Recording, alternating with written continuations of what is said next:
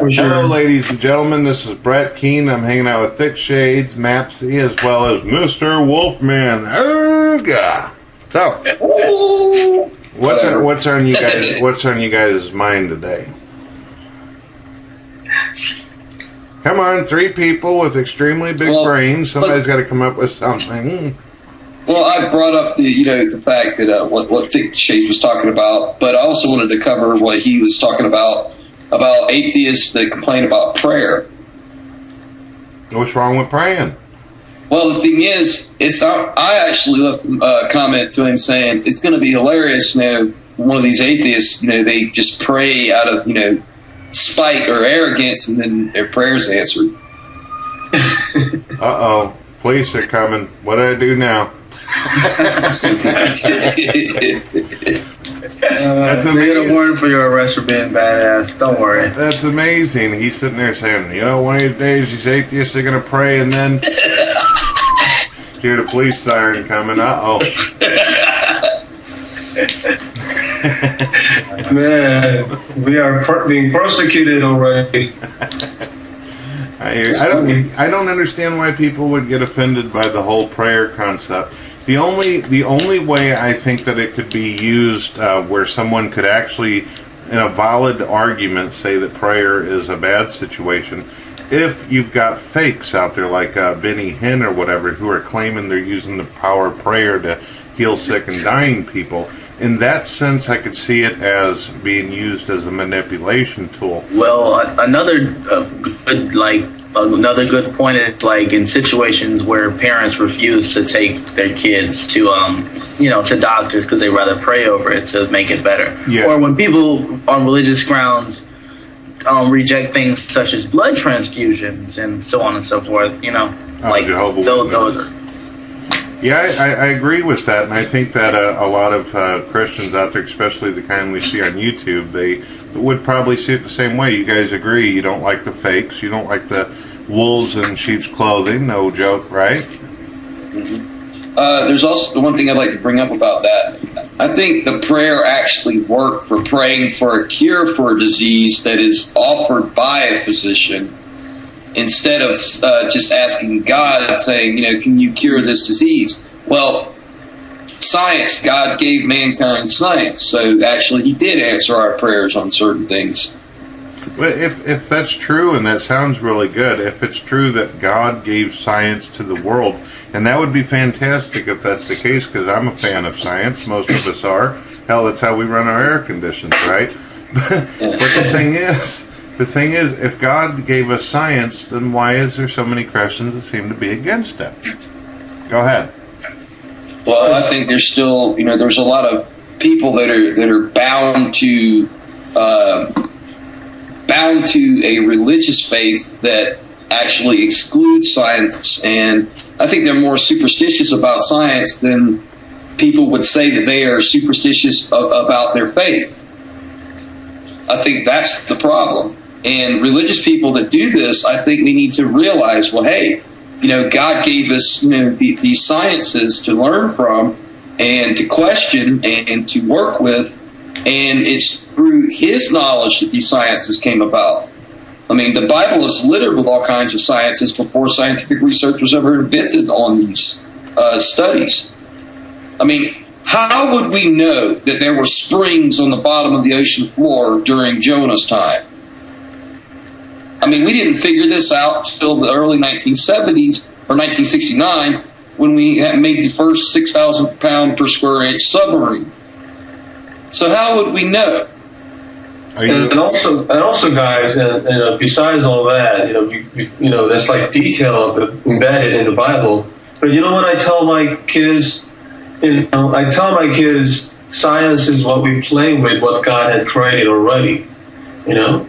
I mean, simple as that. Well, what else can we be told? We can explain everything with science. Well, great, but that's what we play with. To me, science is a jigsaw puzzle that God boxed for us. Yeah. Well, why do you think it is it seems like in the last couple hundred years, it seems like humanity has went from crawling to walking to all of a sudden just huge bounds, from landing on the moon and being able to cure diseases and all this. Why do you think in the last couple hundred years, after out of all this time, finally, we are really taking some major leaps? You know what I'm talking about, right? Yeah. Yeah, well, evolution plus, I mean, I guess you're thinking of exponential growth of technology and within science. We observe that in any sort of mathematical formulation, especially like in population, exponential growth. Now, this is beside the issue, but also we got to consider the amount of people that we have on this earth.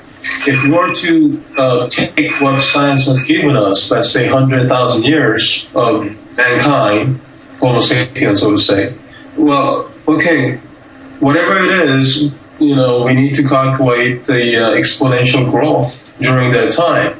Why is it that all of a sudden within, let's say, 10,000 or 5,000, we have this sudden growth of population despite all that disease? It's not just about science and technology, but also it tells you that maybe that sort of dating or that sort of theory in evolution from some amoeba, whatever, to all the way to monkeys, whatever, apes and primates, whatever you want to call it, we have to reconsider those kind of theories as well.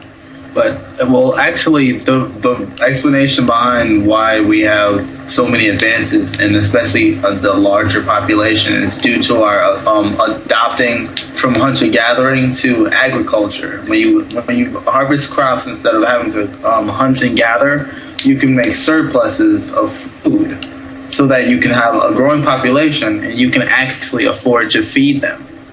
Yeah, I understand that. We see that in China and we see that in other Asian cultures and countries. But, have you been hunting and gathering for 99,000 years, and then all of a sudden we decide to become the planters? We got to think of this as in a common sense way. We can accept so many theories all at once. Whenever I make comments, I tell my commenters, evolution is a freaking theory at best. Yeah, but there's one thing about that theory that matches the Bible in certain ways, by all life coming from the waters. But did you notice something? In the first chapter of Genesis, God tells man to be fruitful and multiply. Now, this is before he even creates Adam. Right. So, in other words, he creates this race and tells them to be fruitful and multiply and replenish the earth, means to refill it. But then in the second chapter, it says, there wasn't a man to till the ground. Well, that tells me, there was no one that knew how to plant things. So God actually created this personal project, Adam. Right. And he actually, maybe there's some sort of genetic, creation specifically, just this one type of being that God took favor in and created him, and the rest of them, that would explain, where Cain's wife came from, I got an interesting point for you guys. I don't know if you realize this, but one of the oldest religions on earth, many, many years before Hinduism, Christianity, Judaism, and all that, was the Baha'i faith. And they actually worshipped a statue. It's not the greatest looking statue because it was done by primitive men, but the statue was of a snake. But they seen the meaning of the snake as a snake of wisdom and knowledge. And science says that the origin was from Africa, and Baha'i faith actually came from that root over where science says it is. Now let me ask you this, and this is a real interesting question. Sure, we've all seen portraits and pictures of what the alleged Adam and Eve looked like, if they supposedly existed. But what did Adam and Eve actually look like? Did they actually look like modern day humans that we see today? Go ahead.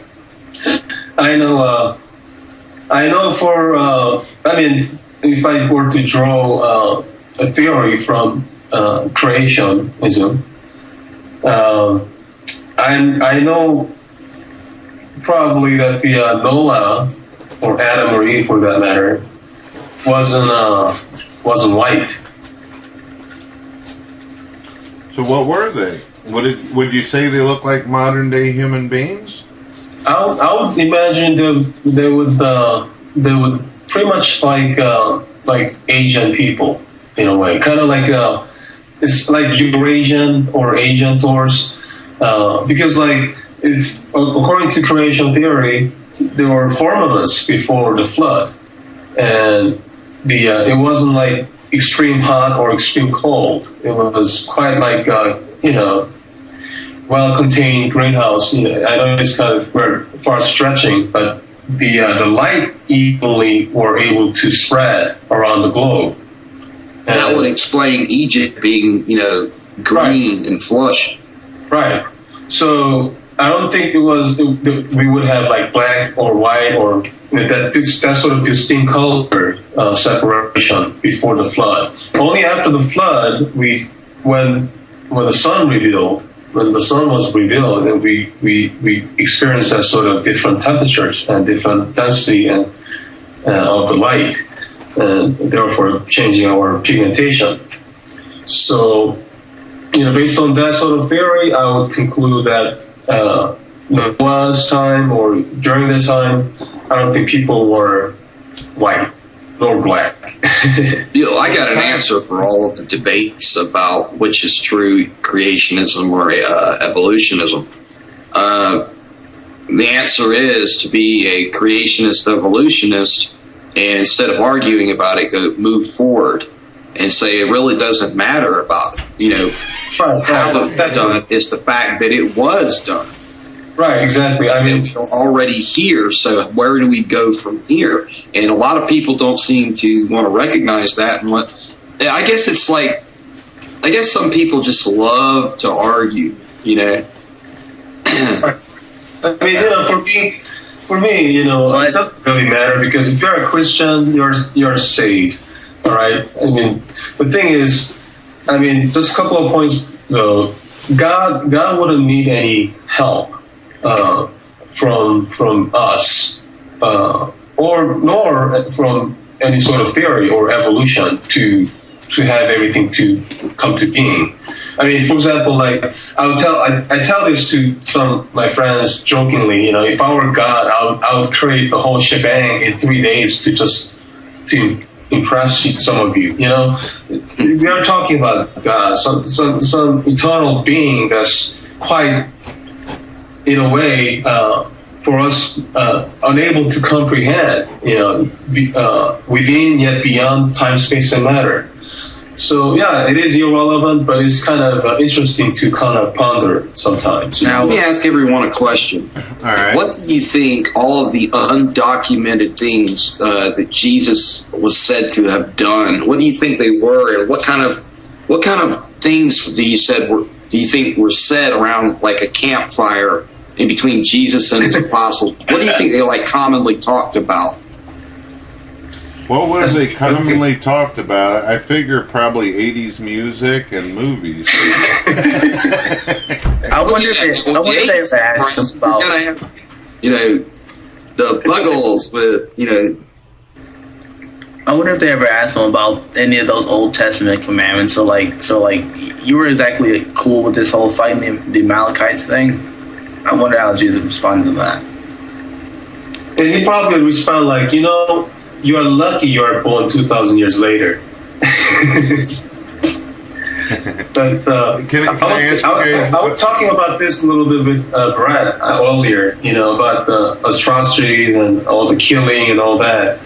It's about cultural differences and historical background at that time. But let's say, for example, if we were to let a tradition of human sacrifice, that sort of evil things to continue, then we probably have to face more atrocities. After 2000 later, had that kind of tradition to be continued.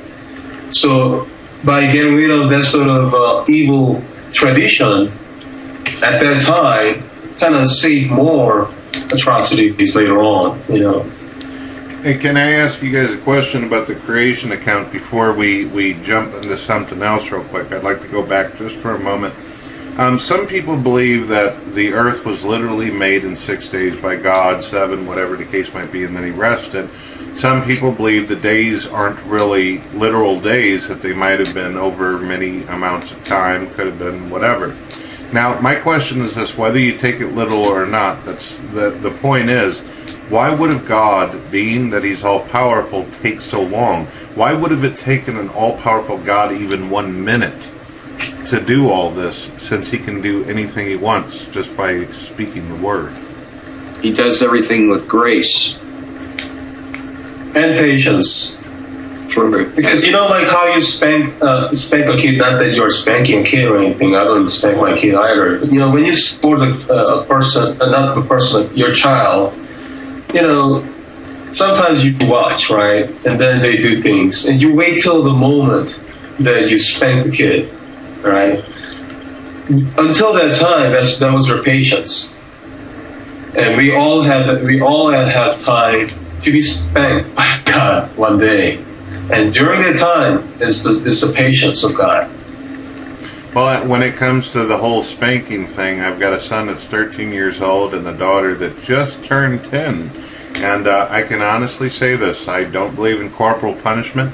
If my children do something that I feel is wrong, which they don't do often, I sit down, I talk with them, and they seem to understand that what they did is wrong, not to do it again, and that seems to work out just fine. I haven't had to do anything like that. Do you know why? Do you know why you did that? It is because you have observed from other people that over excessive spanking is not good. Actually, it backfires on the children. Therefore, you are not practicing that. See, that's one of the reasons why Christ came. You know what's funny about it too, Thick? You know what's funny about Too Thick? Whenever I was a kid and stuff, everybody thought it was a great idea to pick up whatever was not bolted down and use it on your ass when you did something wrong. But I just don't simply think that I should continue the cycle that my family was into, or people back in the day. Go ahead. You know, I was like, when I was a kid, I got spanked so hard, like you wouldn't believe. My sister will testify to it, you know. But, yeah, you know, I got the belt quite a few times myself. But we all change, you know, we all change. And I'm glad that I was born during this time, not during Noah's time, you know what I'm saying? Although there's a lot of things these days, like what's going on, are like Noah's time anyway. I hear you, man. Could you imagine being born back in the day where there's no DVDs or movies to watch? Hell with that. What would we do, Raven? We'd go out of our mind. I was born during the time when all we had was black and white TV, then we had color TV. No video games either. The only entertainment, like a video game, was Telstar before Atari came out. I hear you. What a man, back in those days, Noah and all that, man. No wonder the whole cities where they were having orgies. There was shit else to do. Yeah, exactly. There was nothing else to do. You know? But you know what? The things that they find from from ancient artifacts, you know, like from batteries they find, like what, Iran or Iraq or somewhere. A lot of artifacts. Yeah, you know, there are a lot of Atlanta. I mean, those kind of can be a little out there, but you know, when you find certain ancient artifacts, man, they're quite complicated as well. You know. It's interesting you brought up the batteries, because I heard they put you know, citric acids in them to get them to actually give off an electrical current. Yeah, it's amazing. So they probably had certain different way of their own entertainment or their own way. Because listen, see, the fossil fuels that we're getting is just from those Noah. Okay, now we have driven our lifestyle towards that, and we go to war for that. You know, probably at the time, you know, they probably didn't use that sort of fossil fuel because they didn't have any at the time. They probably used something else, some other far more advanced stuff, and I see that they're more naturally inclined and more oriented that way than us. But then again, you know, I like to imagine, right? You know, it's a really cool story from the Bible that is actually part of Greek history. Also, is that remember Xerxes, who fought King Leonidas in the 300, and then later lost the battle against 10,000 Spartans and 30,000 Greeks. Mm-hmm. Okay, I think it was 20 to 40 years after. I think it was about 20 years after that war. Xerxes, which is Ahasuerus in Hebrew, married Esther, who was in the Bible. Mm-hmm. Yeah, and I like it when you have, you know, an outside culture and, you know, this culture, and it's basically backing up both stories, actually. Right, exactly. And also about the fallen angels, Nephilims, you know, those sort of giants. Yeah, I don't think Xerxes was that tall like they, you know, made him in the movie, but, you know, he was a great king. He was so rich that, you know, one ring on his finger was going to pay for the genocide of the Jews. You know, when it came down to one Jew who told him that two of his own men were going to assassinate him, and he had those two men hung, you know, then he turned around and saved the Jews because of Esther also. But she must have been the most beautiful woman of all the world for Xerxes to fall in love with her. Well, the beauty is in the eyes of the beholder, you know. True. But, you know, although Jewish women are beautiful, you know, some are actually. And think about how hard his heart was during the time when he fought in Greece, and think about how she alone softened his heart. That's right. She was a quite courageous woman. That's why she's in the Bible. Yeah. Mr. Gamer Guy, are you there? What do you think about all this? Well, I guess on the whole Esther thing, I don't know where I stand. It is a nice story, and I don't know. I don't exactly agree with the whole, like, there being these different things from ancient times or whatever. I mean, mostly all we find are, like, necessities. Like, they found the schematics in the remains of an ancient computer recently, like, or what could be seen as a computer, what seems to be mostly used for, like, astrology or whatever. And I thought that was pretty cool, actually. Oh, you ever seen an ancient calculator called an abacus? I was just saying Chinese. I think the best invention is noodles. That's international. You know. Those are pretty useful, man. Oh yeah. I mean, there are so many foods that you can keep them forever. You know. And now look at the inventions that we have of modern day. Inventions such as YouTube, where people can make videos and communicate to anyone in the world and tell everybody to go fuck themselves. Yay! But they totally could do that, but instead they much rather videotape their cat sleeping. Yeah. I wonder, did you ever think that video games might be like, what if they start connecting video games to actual drone-type robots and sending them into war? Exactly. And when a kid sits down to play COD, or Black Ops or anything, he's actually controlling a drone running through a battlefield. Please don't scare me like that, because I'm playing Black Ops right now. There was a movie like that. I think it was like, what do you call that? Gamer. War Game or something. Yeah, War Games with Matthew Broderick. Yeah, I remember that. Yeah, it's gonna be like that, you know. I mean, it's like they're all training for soldiers. Why do you think that they're doing? I mean, all that they'll be sending the drones, and they'll be sending the robotic things, and all you're doing is that a gamer will be sitting there and then killing poor people. There's a movie called Hardware that came out in the early 90s, and it was called Mark 13 Hardware. And what it was before nuclear war happened, this is like post-apocalyptic, times, and Iggy Pop is actually the radio announcer during that time. It's kind of funny. But the thing is, they have this wasteland people that go and they search for, chunks of electronics and metal left over, and everything's just, desert, completely destroyed. And they find this one robot called the Mark 13, and there were like thousands of these things already. And the government had made these before nuclear war, and they were made to kill off every living soul that was on the surface of the planet still alive after nuclear fallout in order to cleanse the planet. Right. And they called it Mark 13 after the verses of Mark 13 about no flesh shall be spared. Right. Meaning these things would go and cleanse the earth. Well, this guy, and it had like a default shutdown system that the day that it finally rains after all the time of nuclear war, and the day it finally rains, clear rain, it would actually shut itself down. And the guy actually entrapped the thing in a shower stall and turned the water on it, and that's how they ended up destroying it at the end, or stopping. Right. But it's really an interesting movie to watch all the way through.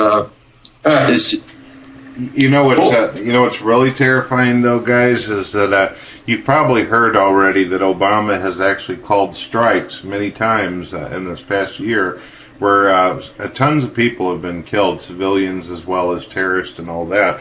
His drone strikes that he's done. Now, the thing that scares me, as you know, the internet and technology is getting more advanced, and we have a serious problem in the world right now, and they're called hackers. What the hell would we do if hackers managed to change the programs of these drones and taught them that every human being or Americans were the enemy? Then what? Hack them back. That's all you can do. Yeah. I mean, that's all the FBI does. What do? If they catch a hacker, they just let him sit in jail for maybe 2 or 3 years. If he seems to be pretty good at what he does, he has a job on his hands. And now he's trying to attack time. How many of the hackers do the government actually hire? Think about that. The really good hackers. Because, in Las Vegas, they'll hire some con men, to watch the casino. All right, hold on a second. I'm going to save this file. And also, guys, and besides all that, there's like detail embedded in the Bible. But you know what I tell my kids? I tell my kids, science is what we play with, what God had created already. I mean, simple as that. Well, what else? What else can we be told? We can explain everything with science. Well, great, but that's what we play with. To me, science is a jigsaw puzzle that God boxed for us. Yeah. Well, why do you think it is? It seems like in the last couple hundred years, it seems like humanity has went from crawling to walking to all of a sudden just huge bounds, from landing on the moon and being able to cure diseases and all this.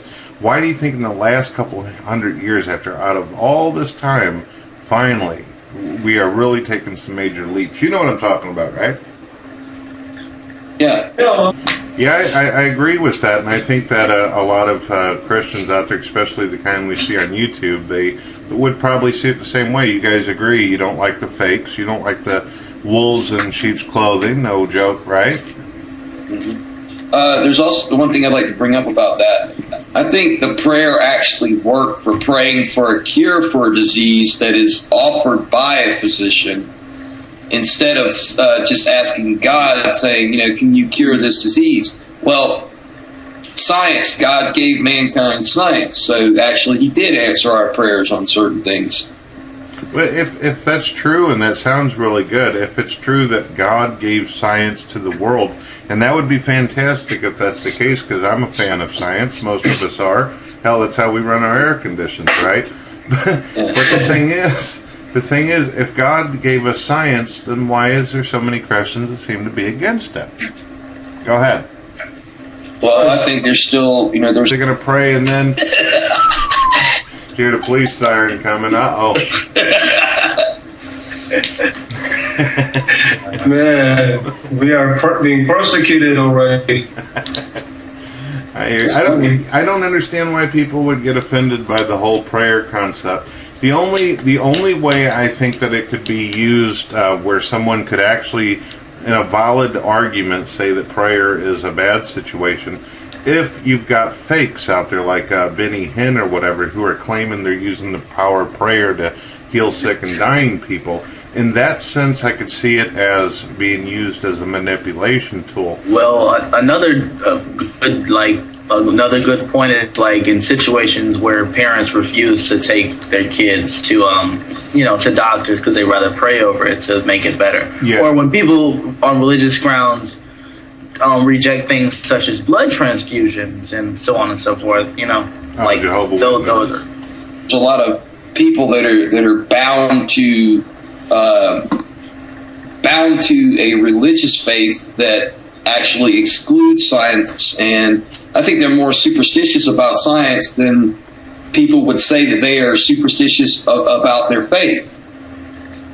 I think that's the problem. And religious people that do this, I think they need to realize, well, hey, God gave us these sciences to learn from and to question and to work with, and it's through His knowledge that these sciences came about. I mean, the Bible is littered with all kinds of sciences before scientific research was ever invented on these studies. I mean, how would we know that there were springs on the bottom of the ocean floor during Jonah's time? I mean, we didn't figure this out until the early 1970s or 1969 when we had made the first 6,000 pound per square inch submarine. So how would we know? Hello, ladies and gentlemen. This is Brett Keane. I'm hanging out with ThickShades, Mapsy, as well as Mr. Wolfman. Ooga. So, what's on you guys? What's on you guys' mind today? Come on, 3 people with extremely big brains. Somebody's got to come up with something. Well, I brought up the fact that what ThickShades was talking about, but I also wanted to cover what he was talking about atheists that complain about prayer. What's wrong with praying? Well, the thing is, I actually left a comment to him saying it's going to be hilarious. One of these atheists, they just pray out of spite or arrogance, and then their prayers answered. Uh-oh, police are coming. What do I do now? That's amazing. We get a warrant for your arrest for being badass. Don't worry. That's amazing. He's sitting there saying, one of these days these atheists